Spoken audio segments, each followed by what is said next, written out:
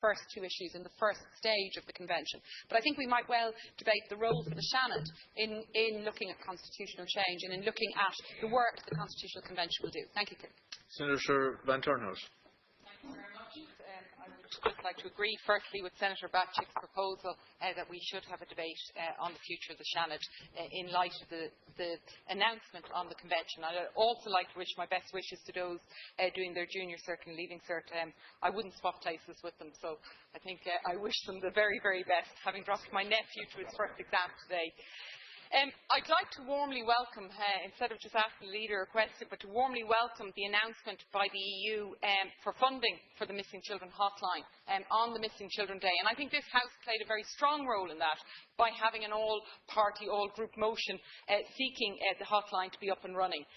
So this funding has now been announced by the EU, but the ISPCC, who have been awarded the hotline and the funding, will need additional funding from the government. So I'd like to repeat my call of the 22nd of May to call on the Leader to invite the Minister for Children and Youth Affairs, Frances Fitzgerald, into the House to discuss her department's plans to provide the necessary funding and support for Ireland's Missing Children hotline so that we can have it up and operational in the next few months, and also to discuss how her department and the government can support the exceptional work done by the ISPCC through its Childline service.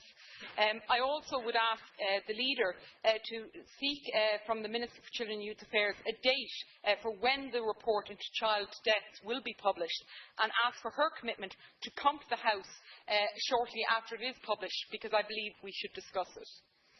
Secondly, I would like to commend the joint policing operation between the Gardaí and the PSNI into organised prostitution, brothel keeping and money laundering. Last Tuesday, the 29th of May, searches were carried out at over 120 houses, apartments and flats on both sides of the border under Operation Quest, which led to a number of arrests and convictions. And I particularly welcome the fact that 3 suspected victims of human trafficking were rescued during the course of these searches. And I welcome the Garda's recognition of the link between prostitution, organised crime and money laundering, and the additional evidence of the link between prostitution and human trafficking which this case demonstrates. And I would like to commend the Gardaí for their approach. But I would also, and I know that the Minister has advised us that he will shortly publish his public consultation document, but I do want to note to the House my disappointment that the Broadcasting Authority of Ireland have banned a radio advertisement campaign by Turn Off the Red Light, which seeks to highlight abuses in the Irish sex trade. And I think that is, for me, hugely disappointing. A question for the Leader is to ask the Minister for Justice to give us a date for publishing of the consultation. And finally, I'd like to raise is an issue that we raised in this House on the 24th of May in relation to the government's policy in relation to our cultural institutions and the arm's length policy that is being eroded.